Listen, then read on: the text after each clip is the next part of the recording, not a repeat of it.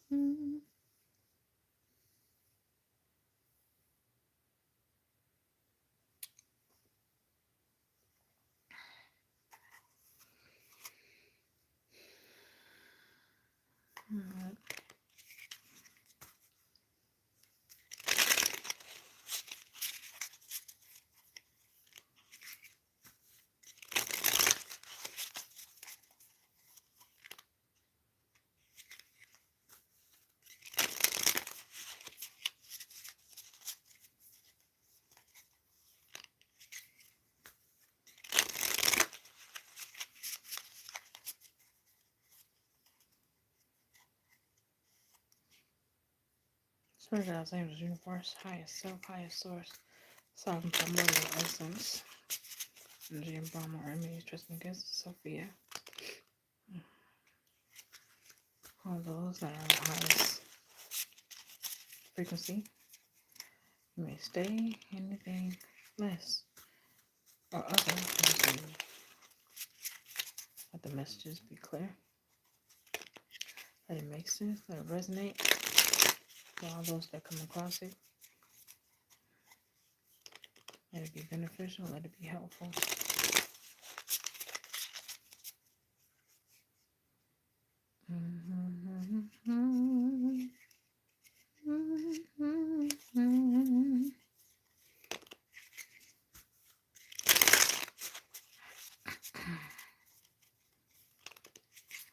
I'm not going to do it for this.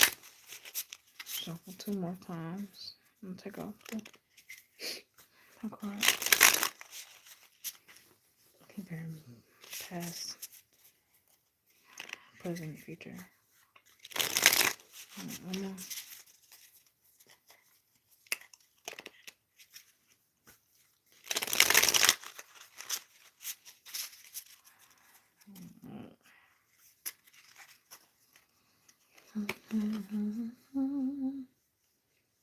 Ancient ones. Beginning.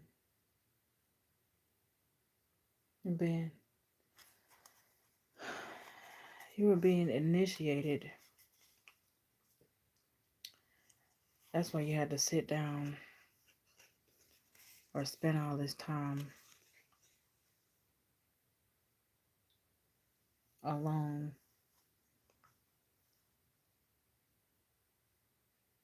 So you would be guided to focus on your energy without interference from no one else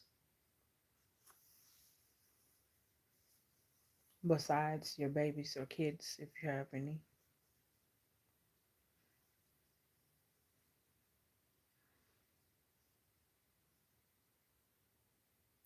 As you've got some deep work to do here. You've been working on it subconsciously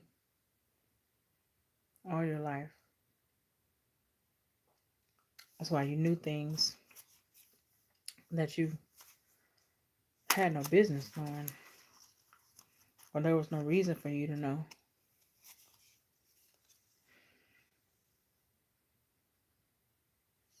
Hmm. 146. 146. The number is familiar. 146. I see that number. Somebody's phone number?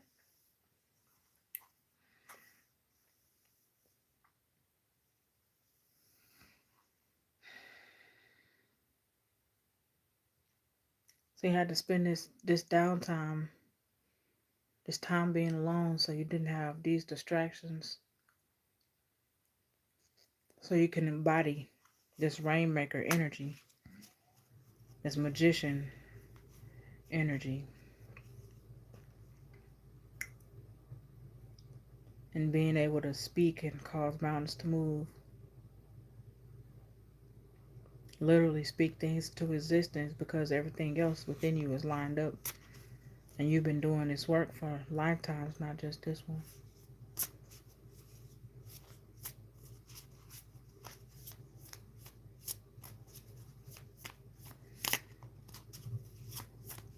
Somebody asking why.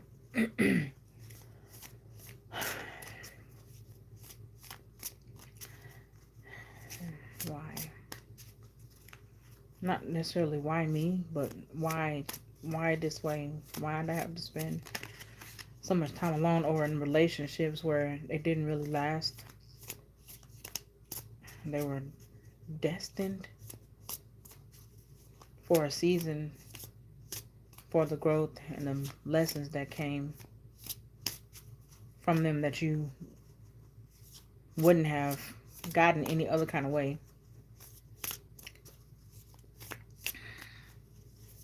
Most of our relationships are the cause of the greatest awakenings that we have, and they kind of trigger the rest of them. But those are the hardest ones, and that's the ultimate purpose of those relationships, especially romantic, especially the ones that don't last and that hurt the worst.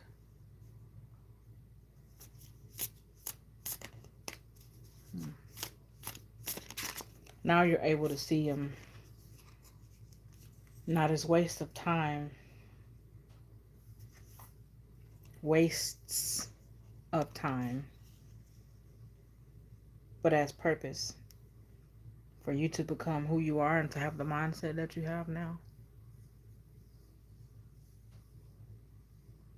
Because without those, you wouldn't have made the changes that you made.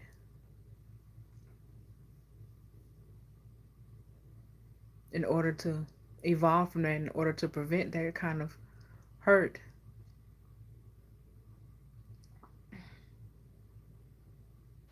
But in some ways, it could have backfired with you putting this shield up or this wall. But not in a way to where you need to judge yourself or feel like it was something wrong. But again, just a growth area. To learn and take what was necessary from those relationships or those hard times. But to remain open. And it's a process. But we forget 42, 21, 21, 21 is 42. Have all these numbers is lining up. But to remember to stay open even through trials, trauma, tribulation. We always end up wanting the end result and tend to not appreciate the journey when the journey is where you get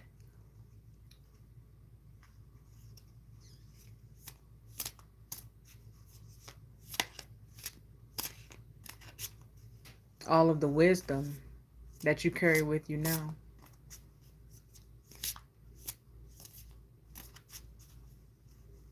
And without those hard times or those moments, those low moments,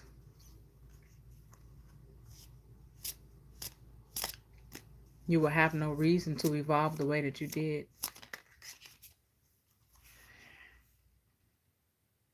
Being able to gather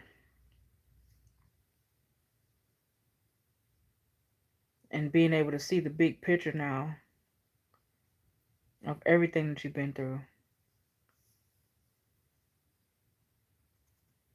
has allowed you to step into this magician, this rainmaker energy. Because you've never been alone. You've always been able to see beyond what other people see. And you tend to project that into other people.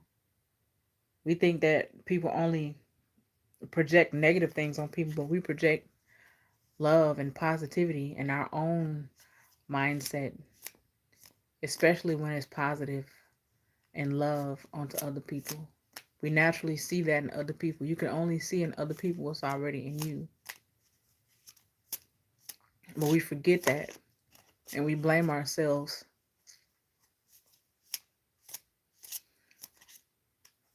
for seeing ourselves in other people because we don't understand that that's what we were doing.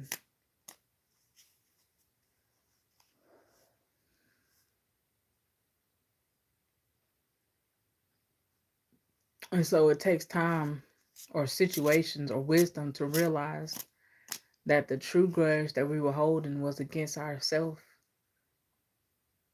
because we felt like we allowed somebody to do something to us, especially when we could see beyond what they were telling us or showing us. You could see their heart, you could see their intentions, you could see their aura, even if you didn't understand that's what it was. The potential, which was really just you. They were mirroring you back to you, whether that's who they chose to be or not.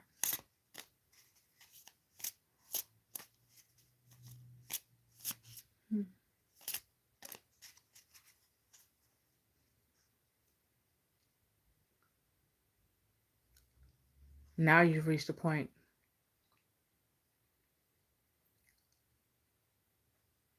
that is clear.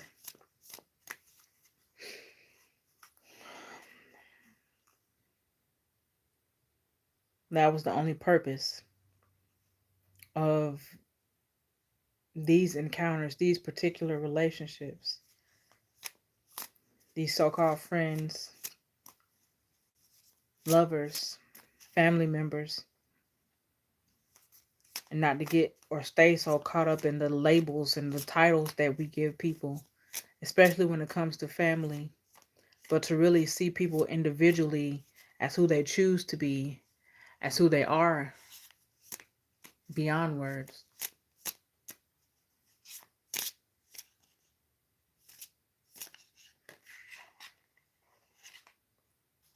That was the point. To strengthen your awareness, to strengthen your sight.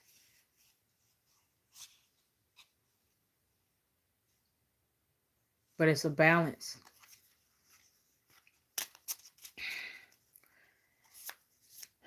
And not blaming people for being who they are, but acknowledging and accepting that you just saw yourself in them, regardless of who they truly were. And to forgive yourself and to not hold a grudge against yourself or feeling like it was something wrong for you not seeing them in their true colors, whether they tried to hide it or show it to you or not. But truly realizing that you can only see yourself in other people. That's why you saw the best in others.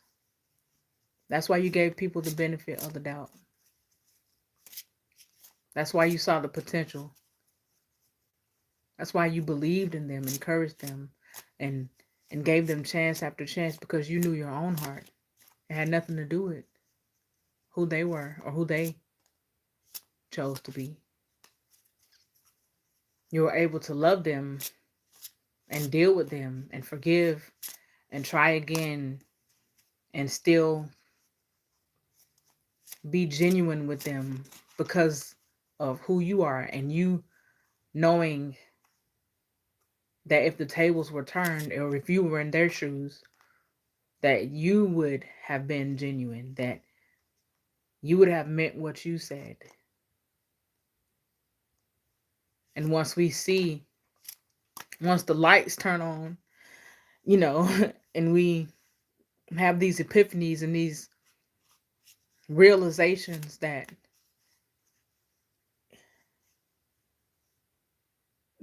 you know, they're not who you thought they were, because of how many times they show you, how many times they rip the rug off from under your feet, or whatever the case may be. Once you finally see, like, dang, you know, you wasn't who I hoped you were. You weren't who I thought you were. And we tend to carry around that blame for ourselves. We don't. You're so selfless that you don't even blame them for ripping the rug off from under you, or lying to you, or deceiving you. You blame yourself for believing in them.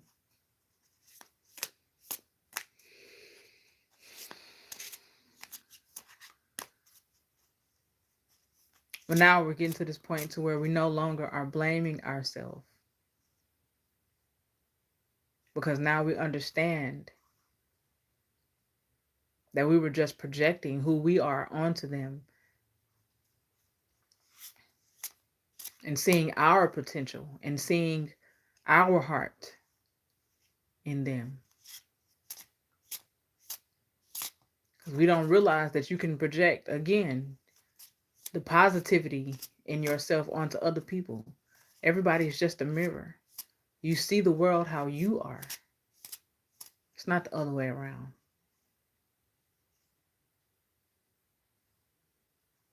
Because we all have our own perspective, and your perspective is what creates your reality. So whether they kept doing whatever they was doing, no matter how many times they ripped the rug off from under your feet, you still saw them how you were. And the thing about that is, you still have the capability to look beyond the faults or the flaws in people,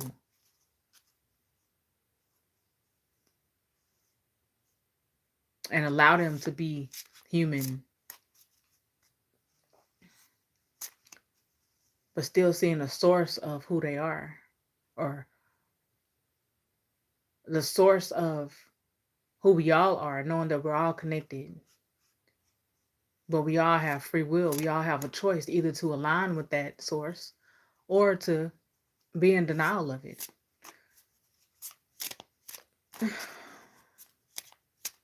Whether you are aware or not, we're all born with that conscious, with that compass, that conscious compass, where we know beyond words whether we're aligning with it or we're going against it.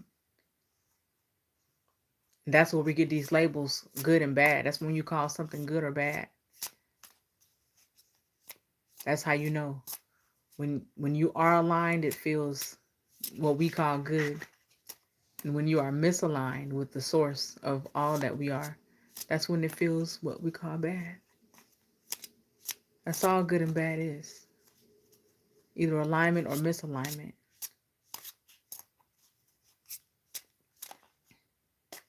It's not this definition that we've made it out to be. You know, and that part of it should be shunned or unloved. The so-called bad is what needs love and attention and understanding and understanding more than the good, because it's easy to love somebody when they're good or when it's all good. It takes effort. It takes wisdom. It takes strength.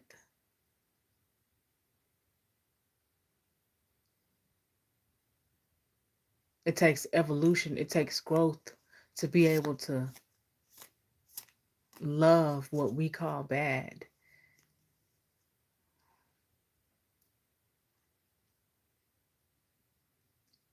To love those that hurt us.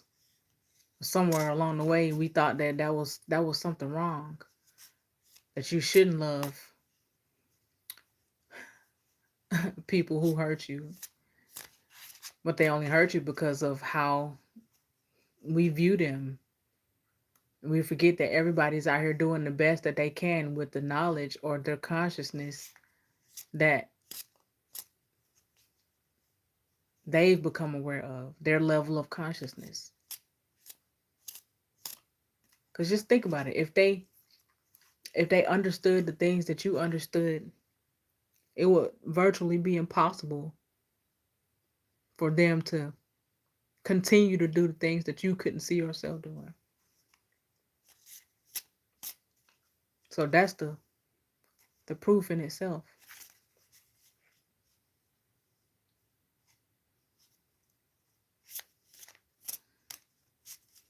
So instead of blaming people for being human, we learn to understand that humans, that we only can do what we are capable of. And if we were capable of something different, it's like, why wouldn't we? You know?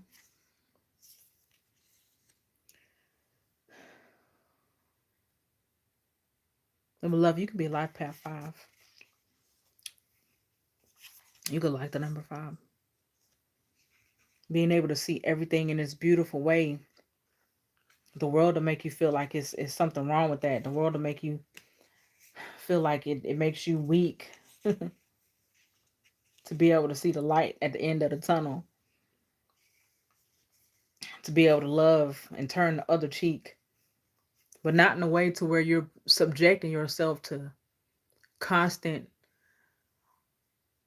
harm. You know, it's a it's a it's a balance to not judge someone, but to not subject yourself to it in the same instance. To know what you are worthy of and what you deserve, and to remove yourself, but at the same time not casting judgment or condemning somebody for being imperfect. When we all are imperfect. We all fall short of this idea of perfect alignment or always being good.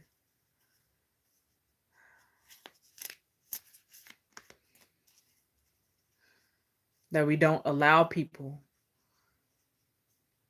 within ourselves. We don't make room for people to be human, to be flawed.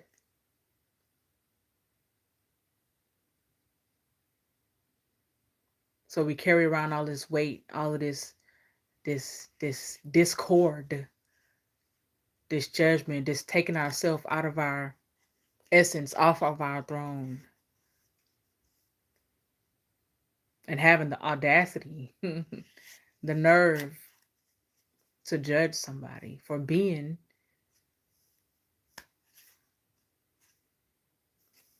flesh.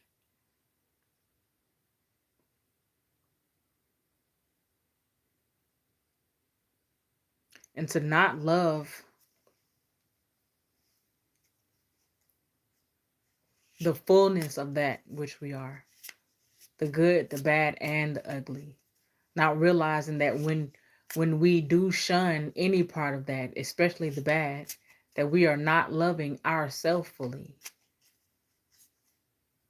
You can't truly call that unconditional love if you are picking and choosing which parts or which people to love.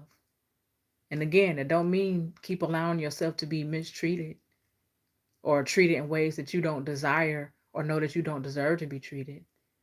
But it's about the condemning, the judging.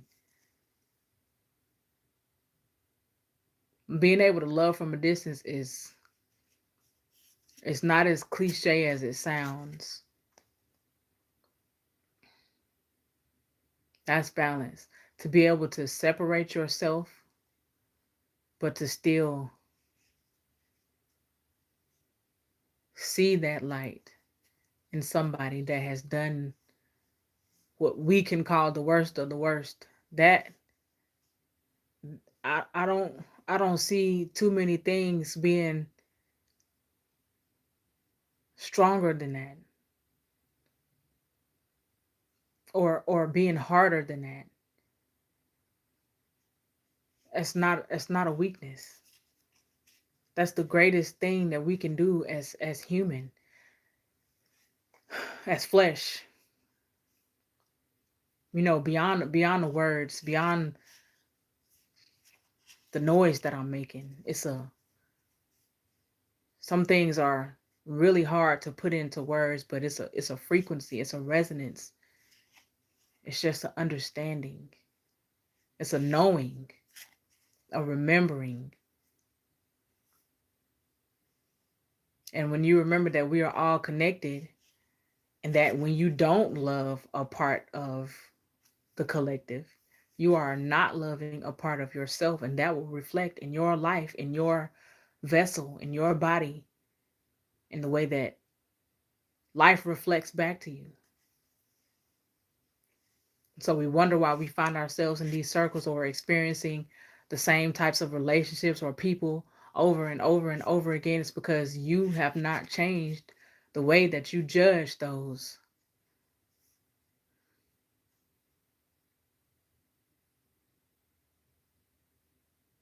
who just haven't evolved to the level that you have.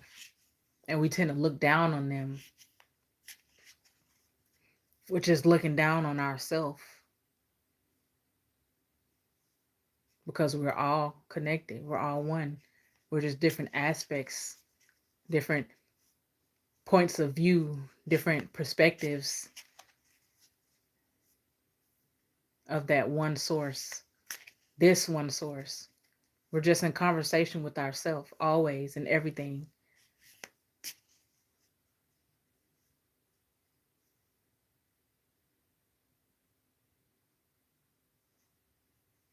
But to truly be able to love beyond feeling, beyond infatuation, beyond perfection mentality, to be able to love because, just because,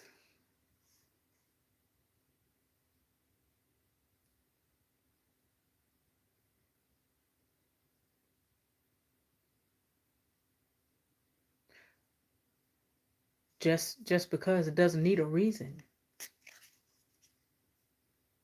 The fact that we feel like there has to be a reason to love somebody. It defeats the whole purpose of it. And that's not what love is at all. I love you because.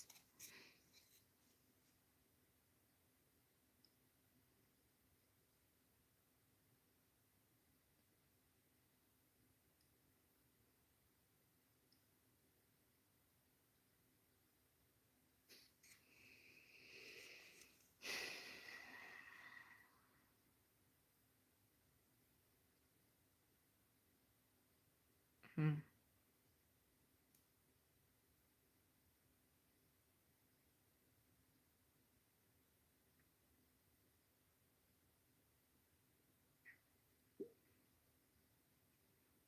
it should be, I love you, period.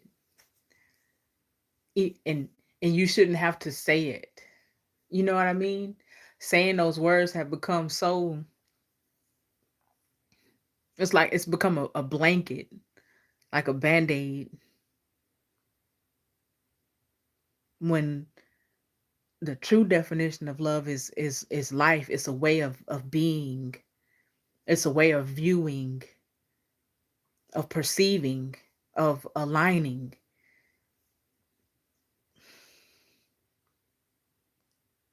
We try our best to put it into sound, into words, into,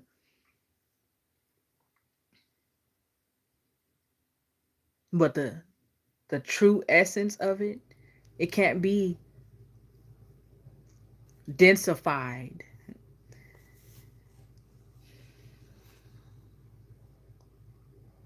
We can try. We can do our best to put it into words, or to try to explain it.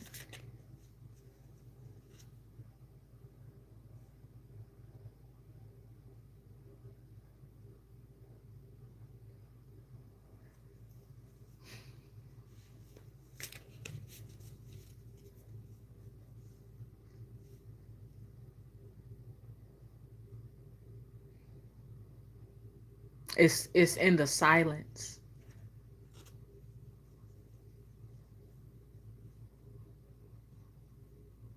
That's where you'll find the true definition of love. And the non-judging and the not picking a side.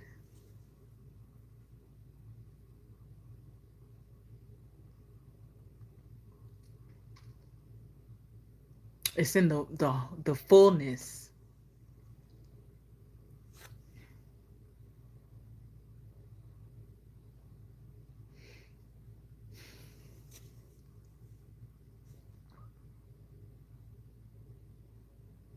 It's in the understanding of knowing that you can't have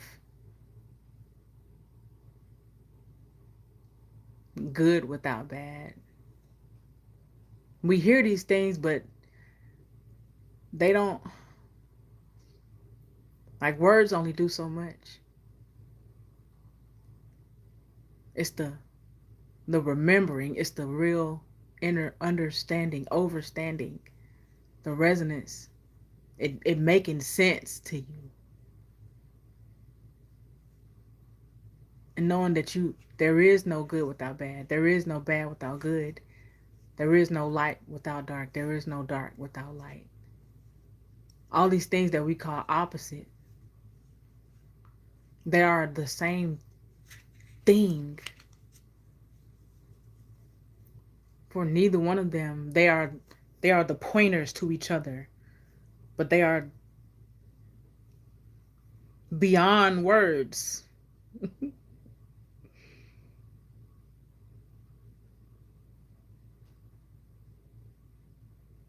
You can't have something without nothing, because there will be nothing to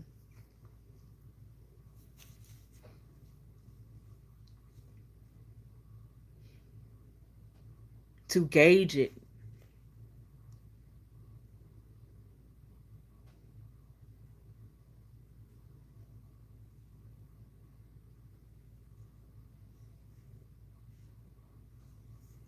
And when you get to the point of knowing that you don't have to pick a side and you stop choosing sides, that's where you will find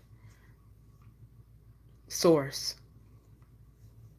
Again, for lack of better words, that's where you'll find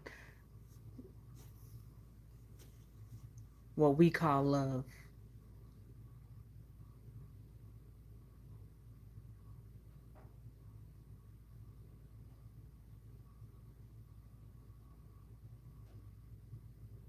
Getting off that measuring scale, that teeter totter, the seesaw of, oh, that's good, oh, that's bad, oh, that's good, that's bad, that's ugly, that's pretty, that's negative, that's positive. But seeing them as the sameness that they are.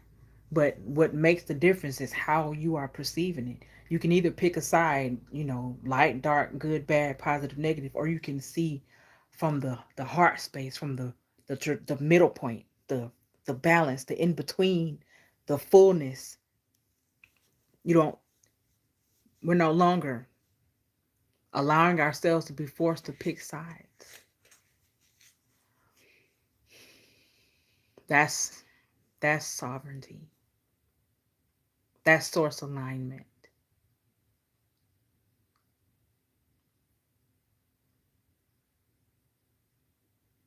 Remembering that all of this is within it. There is nothing outside of it.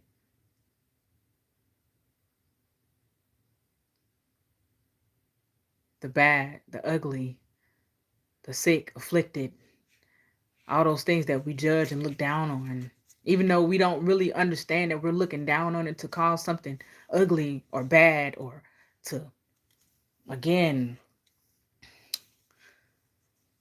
see something as wrong in that sense. It's, I know it sounds crazy. I know it do. Especially when I first came to the remembering and the realization of what I'm doing my best to articulate. Like, the brain will constantly reject it. Like, what are you really saying? What, like, but it's like the more that you speak it, and the more you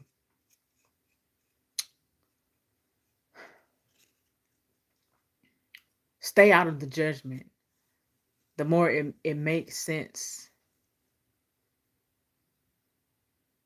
And the brain and the body will eventually fall in line and remember as well. It's just training.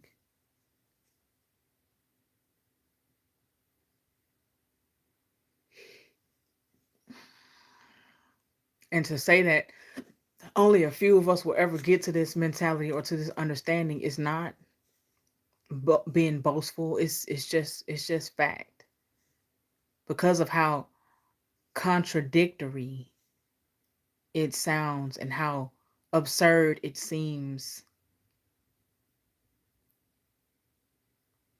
and how much the brain and the physical will reject it or judge it. It's not many of us are willing to be that conflicted or to feel that misplaced or wrong.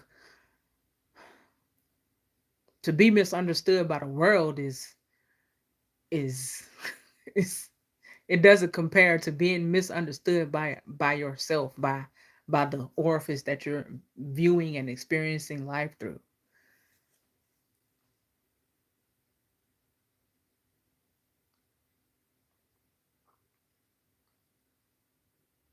And to realize that the brain, that the body is wired a certain way to keep you protected, to keep you the same, not to hurt you, but because change is a threat to the body and to the brain. So it wants to keep you the same, but to be able to understand that while still evolving, while still sitting in the uncomfortableness, it's it only makes sense that a lot of us are not willing to do that, or are even capable of understanding that. So don't be so hard on people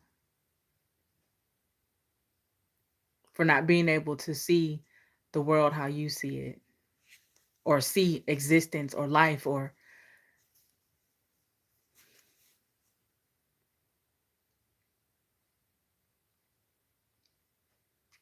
experience the way that you see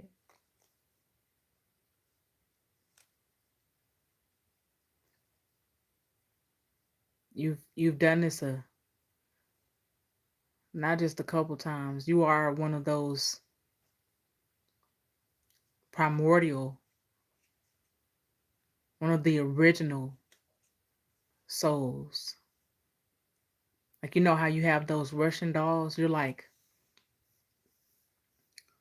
one of the first dolls, the smallest one in there, or the biggest one, whichever way feels more comfortable. Because you have different layers of it, and it kind of breaks off into existence, into all the humans or all beings across all timelines, dimensions, multiverses, so-called realities, worlds.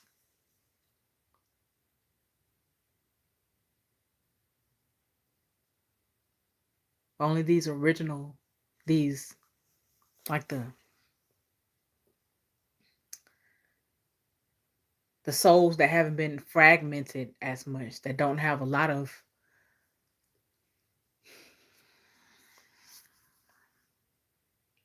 how can I put this in words? Hmm.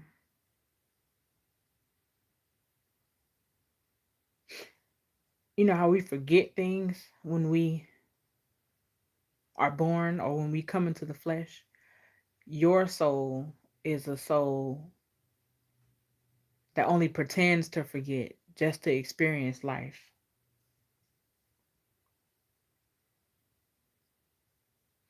And that's why you come here, or you came here, like feeling like the odd one out, and not understanding why certain things didn't make sense to the people around you, but they just made sense to you. Why you knew things beyond words, that like your soul, your body, your whatever's inside of you just knew. You just knew before you could even mentally understand it. Stuff just, you just looked at it differently.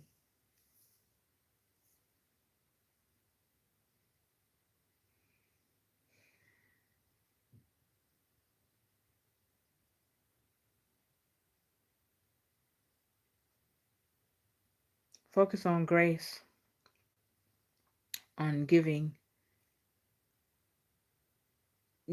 grace to especially those that are still operating in the blame mentality, blaming life, blaming their parents, blaming their relationships, blaming their family, but giving them grace, not from a higher than thou or better than you mindset, but from a connected point of view and understanding that it's a different aspect of you that just doesn't remember the things that you remember, that your soul remembers, beyond words, beyond time, beyond judgment. There you will find peace. There you will find this freedom and this resonance and these epiphanies that you may have not known that you were searching for. There you will find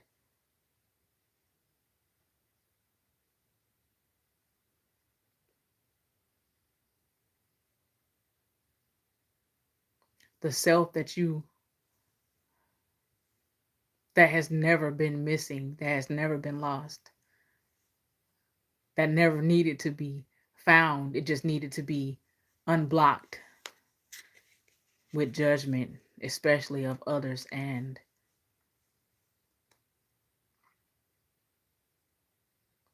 ourselves.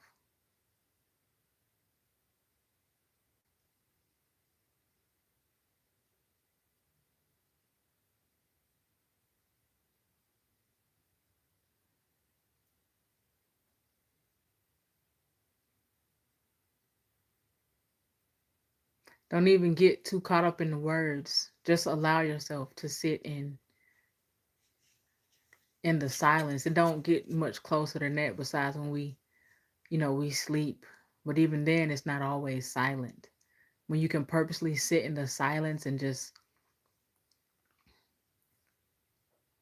vibe and to not judge the thoughts that you may have, whether they pretty, ugly, good, bad, all these labels, but to just allow them. If it sound crazy, give it a little more love.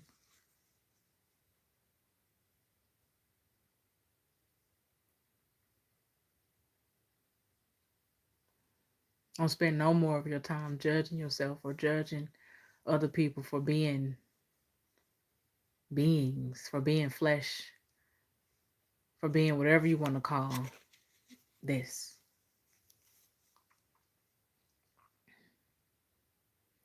And by doing that, you set them free and you set yourself free. We cage ourselves with judgment, with feeling like we have to pick a side.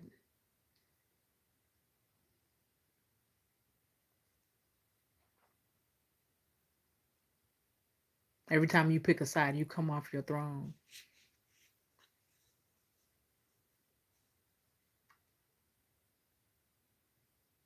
Well, you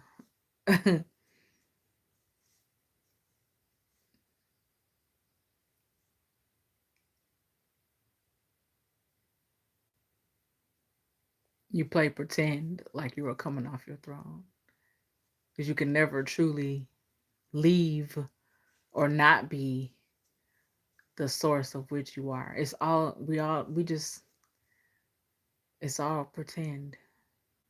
We pretend like we are not.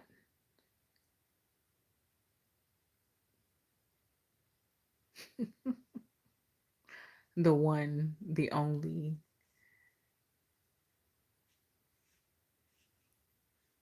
just so we can do something with the allness that we are. So it's not just sitting there idle and having no purpose. So we play pretend to give what we are a purpose. It sounds crazy. I know it do. Oh man. Mm. I'm just excited to get to the point to where my brain is no longer battling with the things that I remember and understand, and it falls in line, but I'm not rushing it. I'm enjoying the present moments,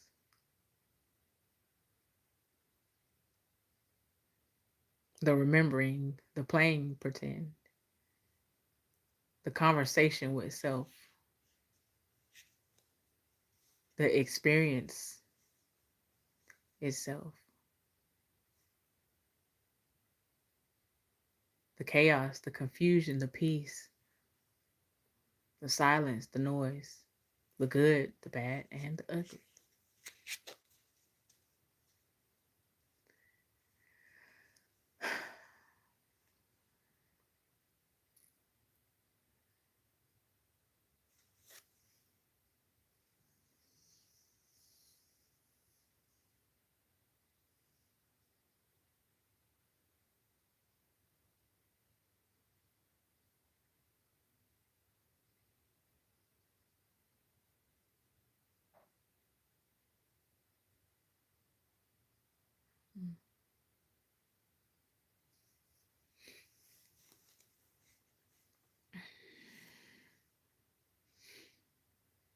Time flies when you're having fun. It's been 47 minutes.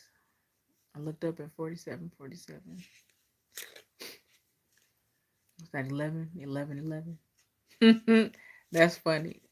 11, 11, 47, 47. I didn't even realize that until I said it out loud.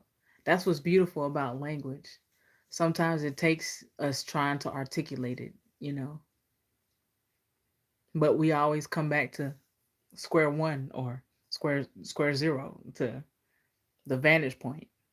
We do all of this traveling and go all of these different directions and learning and forgetting and pain, hurt, and getting lost and found, just to end right back up where we began, where we began, where we began. Am I saying that right? It sounds weird.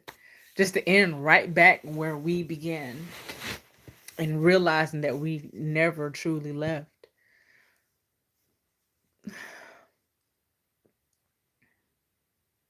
You can't not be source.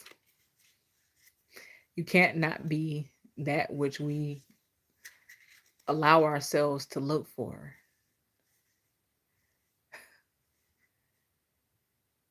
And the tricky thing about it is, if you can point to something, that's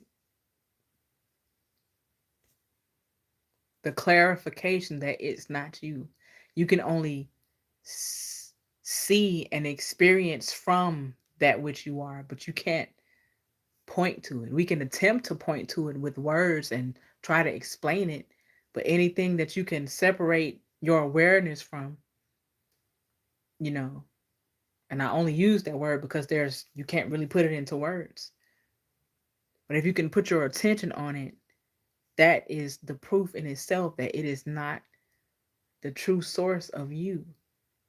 You can only speak from that. You can only experience from that. You can't point to it.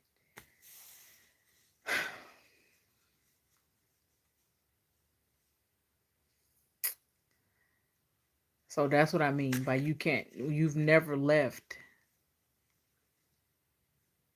We look in all the wrong places. We try to put words on it, We try to explain it when it can't be explained. It can't be found because it's not lost. It's you've always been that. It's always been there. It always will be there. It always has been there. What you are seeing from the vantage point, these are tools. This is for us to, it's like a virtual reality game. I know we hear that, but you have to truly think about it. We are our player one, the only player. And all of this, not just this physical reality, not just this phone, not just me and you, but anything that can be thought of or imagined is us playing the game, the experiencing.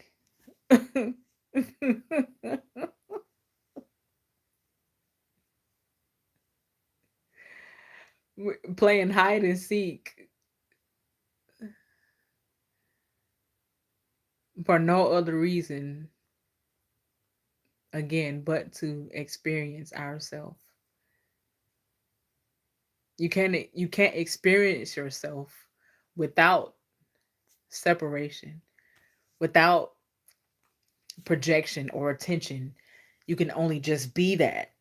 And instead of us just being that fullness and allness and doing nothing with it, this is us doing something with the allness that we are.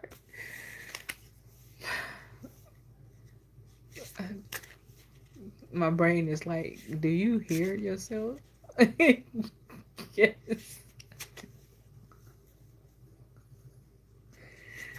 And if we don't, it's like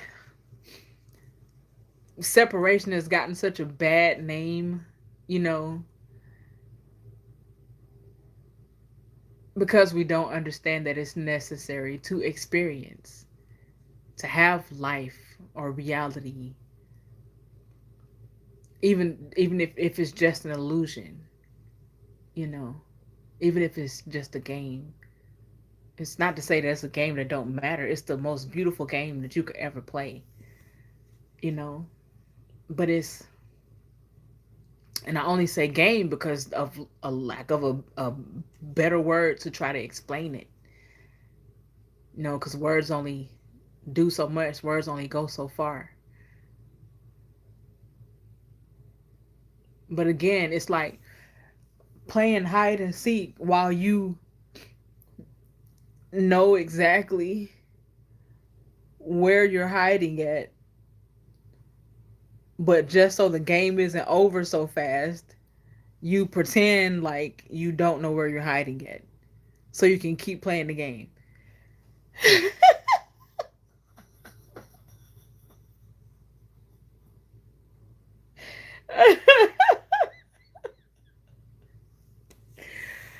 That's what we out here doing, bro. We playing hide and seek, but we already know exactly where we are, just so we can do something with.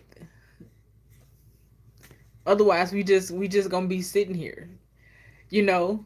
And again, I'm only using these words to try to explain something that really can't be explained. Just you're just this right here in these hands is just you, just source, just all of everything, just the energy, the primordial source, sovereign.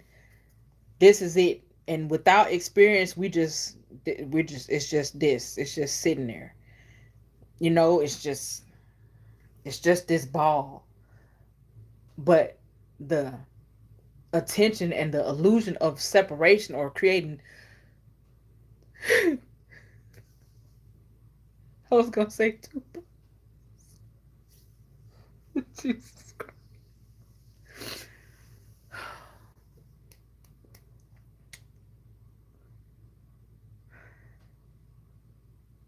These fragments, pretending,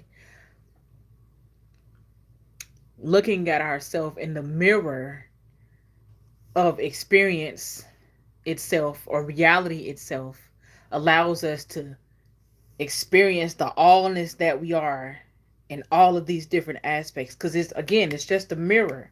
Everything outside of us is a reflection of what we are as source, you know.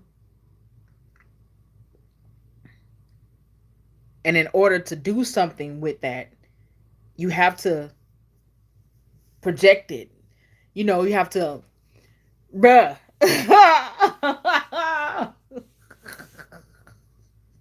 I promise you, bro. One day I'm gonna figure out how to say it to where it makes sense to somebody that's never. Cause I understand it, but even my brain is like, what are you saying? Like, you just sound.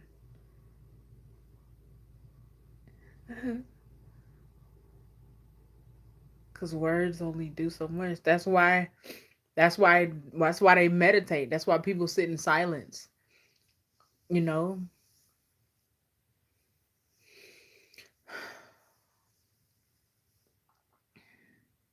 That's why being in the present moment is so powerful.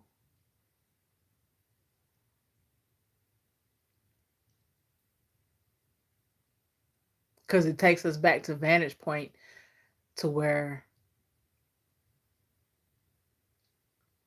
you don't get caught up in the mirror of reality, but you see it for what it truly is, a reflection of you doing something with the allness that you are, you experiencing yourself from all these different vantage points, infinite points of view, which is simultaneously created by you being whole. I remember when I came to this realization that you can't have oneness or non-duality without separation or duality. They are simultaneously created the same way as light and dark are good and bad. You can't have one without the other. You can't have source without fragments of source, without the projections and the mirrors. So it's not that it, like, we forced it to happen, like the way I'm trying to explain it. It's more so that it's just a natural effect of source oneness. Is That's why it's infinite. There is no beginning, or these are only words or things that we use to contain this flesh and this body and to try to communicate with ourselves in this density. But all of this only exists because of source. It's a natural effect of it. It's the natural opposite. Opposites are way more than we've been taught of what they are. Because again, you have light and dark. Like, they're the same thing. It's the same source. But depending on which way you're looking at it, is what's going to make it look light or dark. But it's the same thing that we're talking about. Light and dark are one and the same. But the only difference is how you're looking at it. Or like left and right. Looking at myself in the camera, this is my right hand, and this is my left one. But if I turn around, now my right hand is on this side, and my left one's on this side of the screen. You know, it's the perspective that makes the difference. But it's the same thing. It's direction. You know, left and right, they're both the same thing, which is direction. But the perspective that you're looking at it is what makes the difference. That's what I mean by light and dark is this same gauge, or this same the same source. But the difference is the perspective that you're looking at it. And you can even like use the sun for an example. There's truly no different days. You know how we say the sun comes up and it goes. The sun is just moving around in the eternal darkness. And wherever the sun is, wherever the light touches, it's we call it day, but it's just the light moving around in the darkness.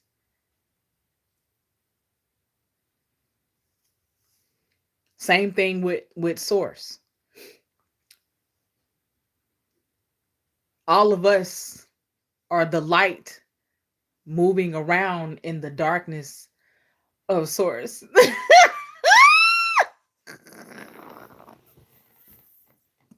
I promise you I'm trying.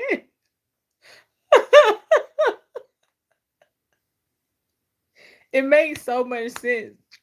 It really makes sense. But like I said, the more that you say it and you don't allow your brain to shut you down, the more it'll resonate, the more you'll remember. You know. It's like I know that I'm meant to put these things into words to express them some kind of way. I don't know, maybe.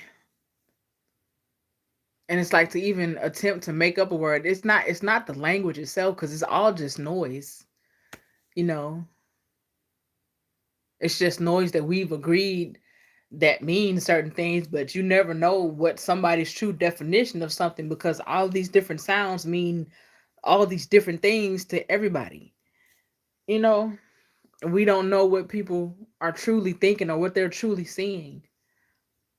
Like you could be looking at this color and it could look like what I call pink, but pink could look like blue to you. You know what I mean? Like we could, whatever we associate this color with, it could look different for all of us. But because we've given it a name, every time, no matter who is perceiving it, every time we see this color, we call it pink. But it could very well look like what some people call blue, but they calling pink blue or blue pink. So that's what I mean. We don't really know people's definitions. We don't really know.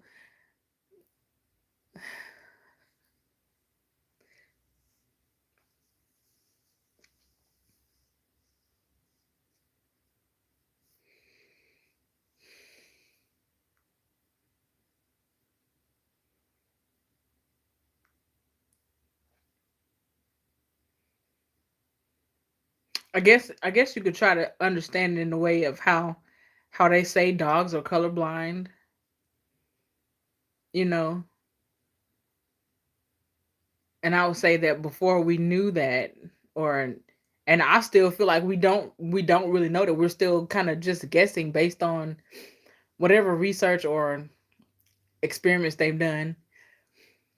Unless you're looking through their eyes, literally, you don't really know what somebody's seeing or what they're seeing. You know what I mean? So this could look like the color gray to somebody else, but they're calling it pink because we've associated that sound pink with this color. But it doesn't necessarily have to look like even we could both be looking at this and seeing two different colors, but we're both calling it pink. All right, I'm done.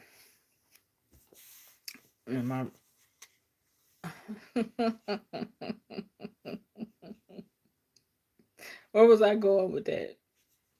Yeah, talking about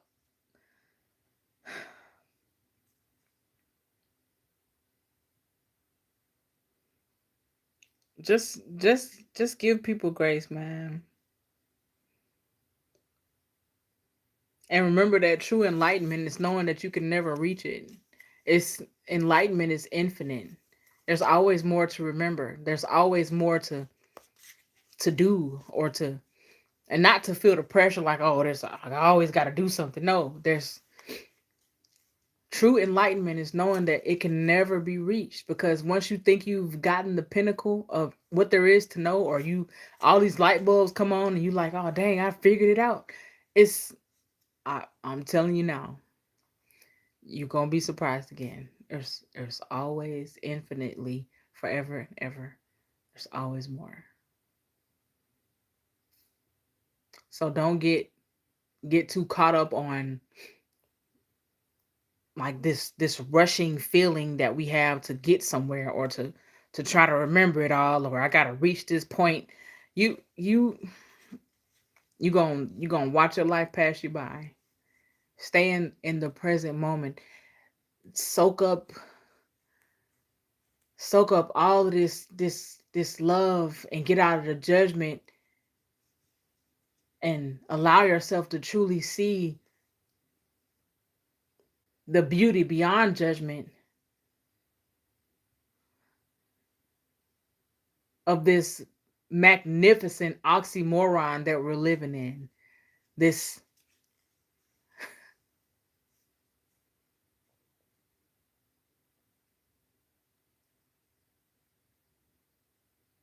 irony.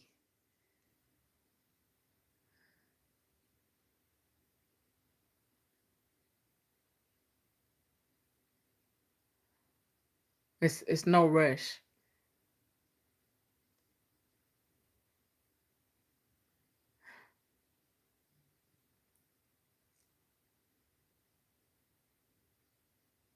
It's like you can't get it all done, but it's already done at the same time. You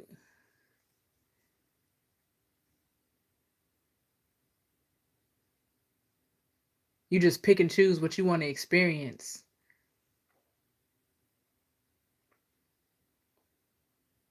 based on the fullness that is. There's nothing that you can think of or imagine or haven't imagined that does not already exist. Creation is finished. That's the key. But to remember that what you experience is based on what you are giving your attention to,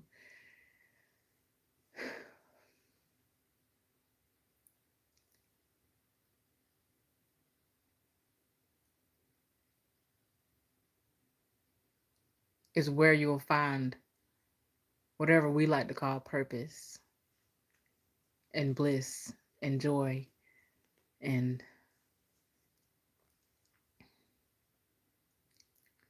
even pain becomes beautiful,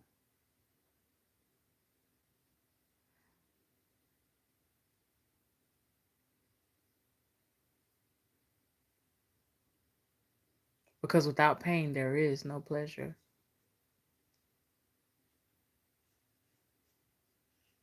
But you've got to get to the point to love and accept them both equally, with again, without judgment, without feeling like you need to pick a side. That's that was never for us. And even remembering that now, don't get caught up in judging yourself for not, or forgetting, or allowing yourself to act like you forgot that you don't have to pick a side. That's what we're here for. We're here to experience all of it. The chaos, the peace, the forgetting, the remembering, the hide and seek,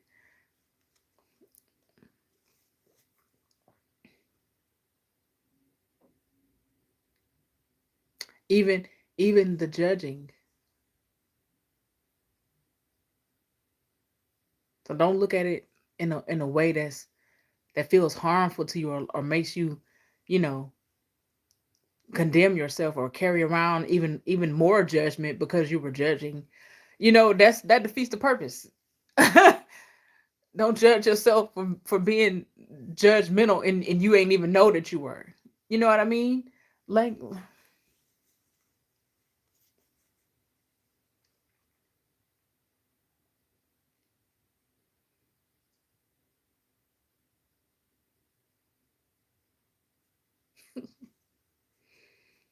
I promise you, I used to ask my mom. I would ask her crying, bawling with like not even barely being able to talk. Like why, why I keep allowing people to hurt me or to run over me? Why I can't just do the same things back to them? Why I can't just be mean or like I've literally had these conversations with her, and she gave me something that I don't even know if she knew how powerful it was. I mean, she must have, because I've never heard it from anybody else, or I've never heard anybody else say it to anybody.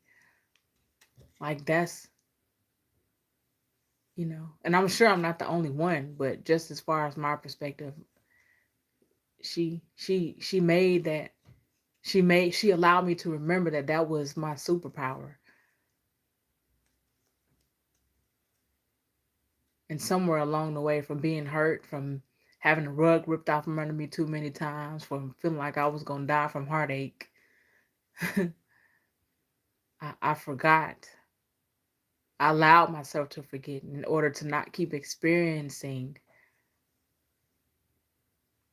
that which I didn't understand, of why I couldn't do the things to other people that were done to me. Not knowing that, even though she would tell me, it's like my soul knew, but my brain and my body didn't. It wasn't aligned with me yet.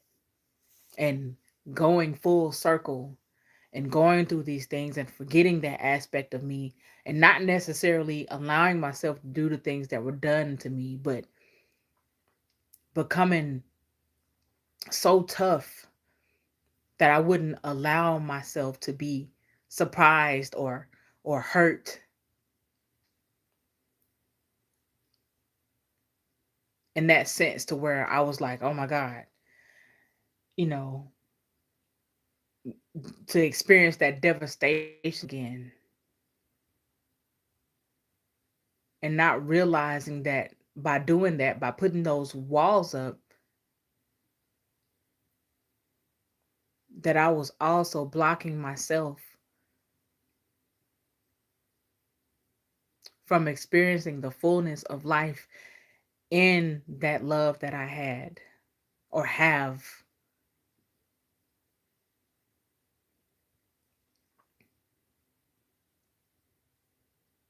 Because when you put walls up, you're not only blocking the things that you call bad, you're also blocking the things that you call good, or the things that you actually want to experience. And I've learned to not even judge myself for that,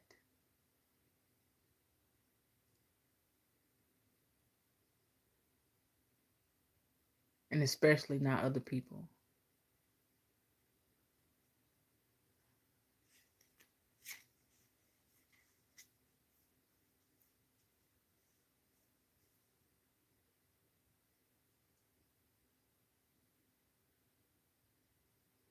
We all out here doing the best with what we know.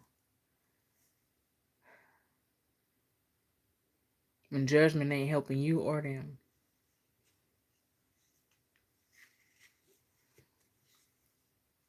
You know, with whatever we call help, or our intentions. Yeah.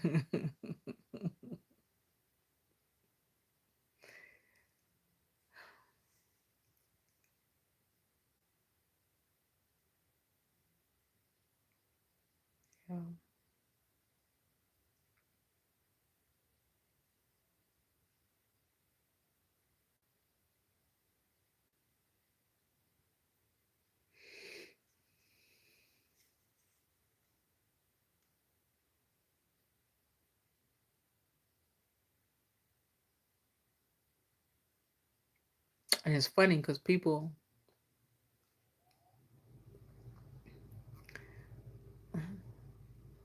I've experienced people just thinking I'm just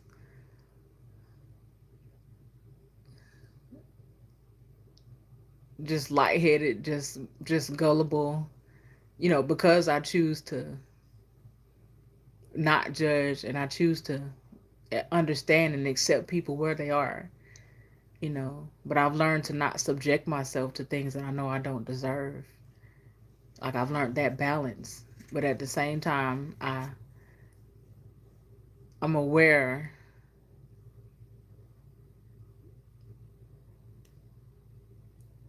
that because of my forgiveness, or because of me not doing the same things that other people would do to me, you know, and not in a victim mentality, but just the things that people do, whether they are aware or unaware that they could be hurting someone, or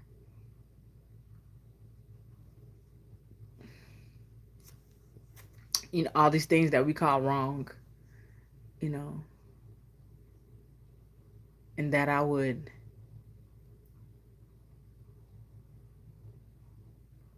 just remain lighthearted and forgiving, but not, again, just loving people from a distance.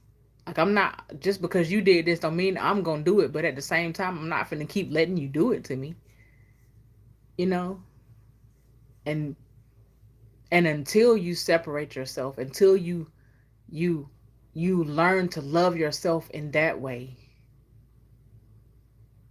people will, like, they can't help but to take advantage or attempt to take advantage of it, because they feel like you're I guess unaware, or like you got some some colors missing out your crayon box. You know what I'm saying? You two scoops. What did they say? You you a piece of cheese at the corners. So stupid. Like, you one tool short of a full toolbox. All of those little crazy sayings people have, because and they might have been right to a certain aspect, because we would continue to subject ourselves to these things, even though we're full aware of what's going on, and we're not blind to it. So because we were continue allowing them to continue to rip the rug off from under us, and we keep standing on it, like, I guess it I don't know, I guess it was some screws missing, because I had to learn to stop standing on the rug.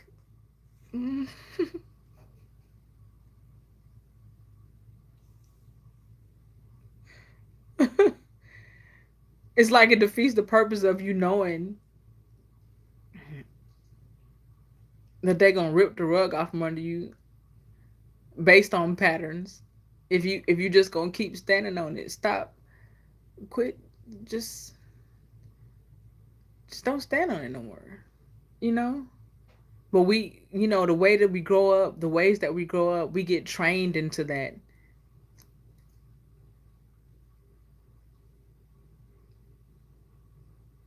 because that's what we see. And until you understand and can make sense of it, you don't really. Again, that's what I mean by not judging people for where they are in life, because it's something that hasn't clicked yet. You know what I mean? It's something that hasn't made sense to them to stop standing on the rug. Whether it be literally, or them continuing to do stuff that is hurting them. A lot of people don't see how the things that they do come back to them. It hasn't clicked yet. No matter how many times you can tell them, or they might even be able to intricately or understand it in that way, but until it hits beyond the flesh and beyond the words and beyond the brain, until it epiphanizes, which I know is probably not a word, you know, until you truly remember, until it makes complete sense, until it resonates, until it hits your core. You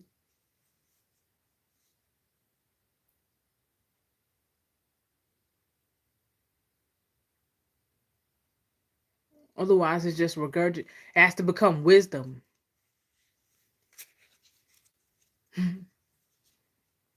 And me, but I'm telling you, I've been wise beyond years all my life, but that right there, especially when it comes to family and the things that we, or the people we say we love, that's got to be the toughest lesson, the hardest thing I've ever had to do.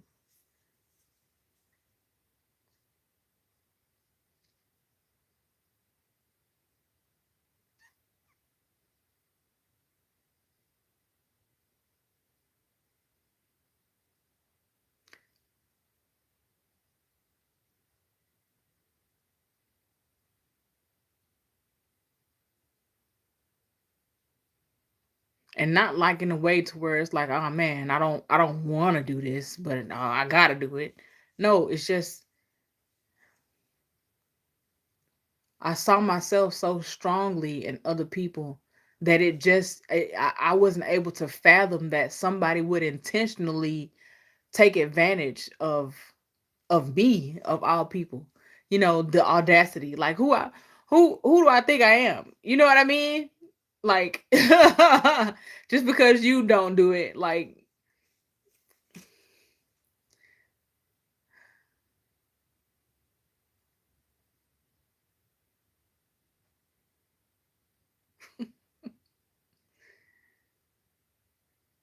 it's like you just look like, no, you wouldn't do that.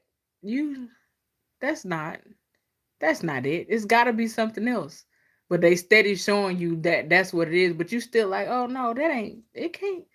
It's you. They wouldn't intentionally do that. It's got to be something I'm not understanding. It's got to be something I'm not seeing. It's got to be. It's got to be like it's. But to be able to accept that some people like they, some people just don't care. Some people it just don't make sense to them. Some people, whatever reasons they have, you know,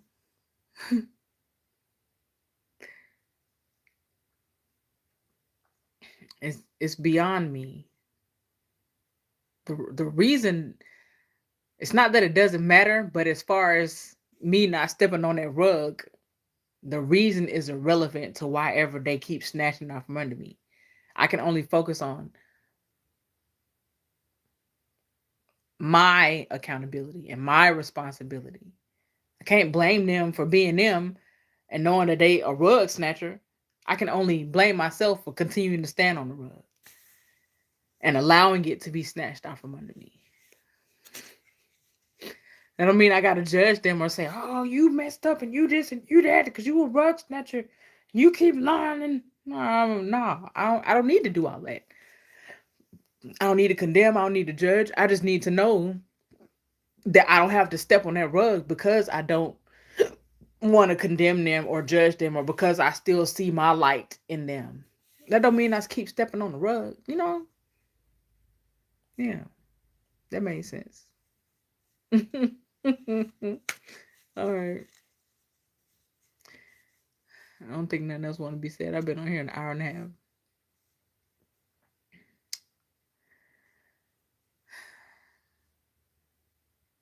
Will my wishes come true?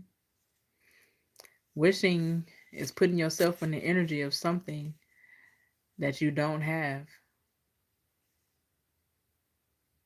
So, in order to align with things that you intend for your life, you have to play pretend again. But you have to play pretend so good that it feels real to you. Just like actors. That's why, have you ever wondered why actors get paid so much? Because they know how to play pretend really good. And that's all that we're doing here. We're playing pretend. Start acting, act your life. Like, if you don't, we already acting, you can't help but act. That's what we're doing in these bodies. You can't help it. Like, that's just what it is. But if you have a certain movie that you want to play in, you want your life movie to look a certain way, you've got to play the part. You got to play the part first. Then the scene will align to the part that you're playing. But as long as you hoping and wishing and you throwing all your coins into a wishing well, you gonna continue to that's the part you playing, a wisher instead of a beer. Start being what you want to experience.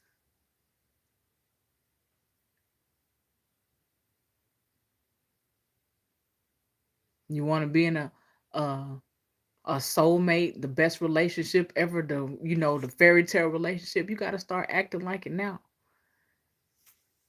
You got to start playing pretend. You got to play the part. You got to start acting like it. Act truly. Method acting. Method act your life for whatever part you want to play, whatever you want to experience. If you want to be a wisher, keep wishing. You want to be wealthy?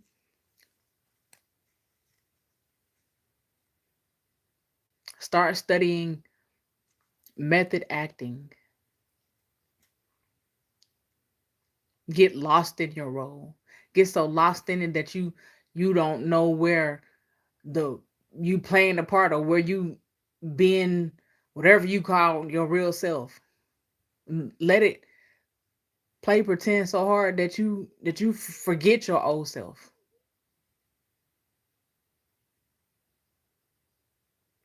That's all we out here doing. That's all anybody's out here doing anyway. So why not go hard? Go hard or go home.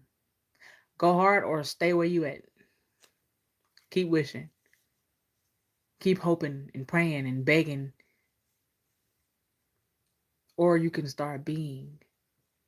And only until you are ready to be, and whatever word you want to give it, call it pretend, call it delusion, like who cares what you call it? You understand what I'm saying?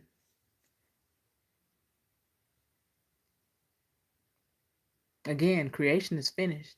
You're going to experience whatever reality you put your attention in, whatever part you're playing.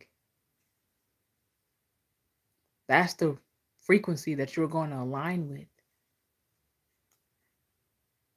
Because whatever you can imagine already exists. Creation is finished.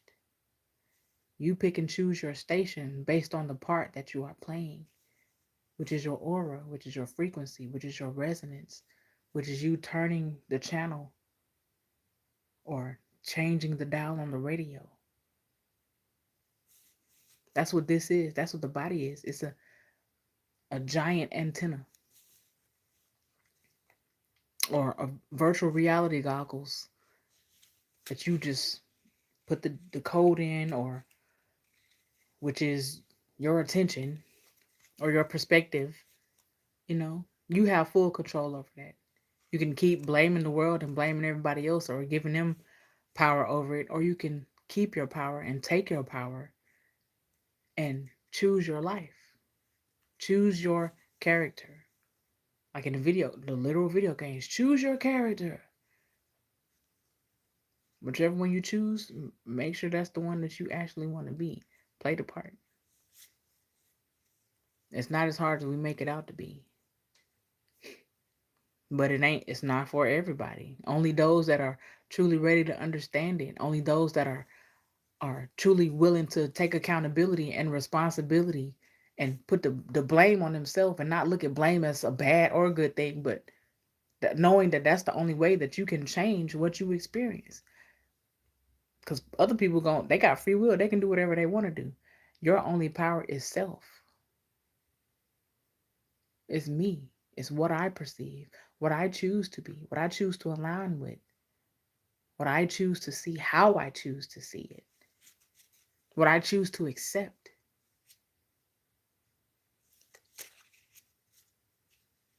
We're all connected, but it's so powerful that we all have our own vantage point And we can all pick our own radio station.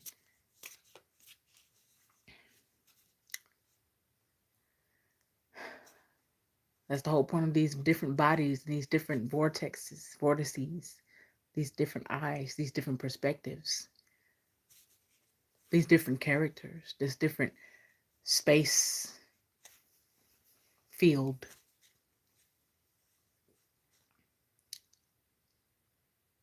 We get caught up in the words and the noise. Are you make sure you're getting the message and the silence, that which cannot be said.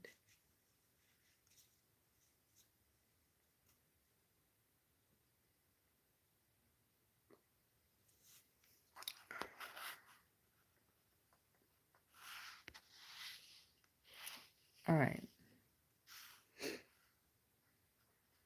I love y'all. I'm gonna get off of here.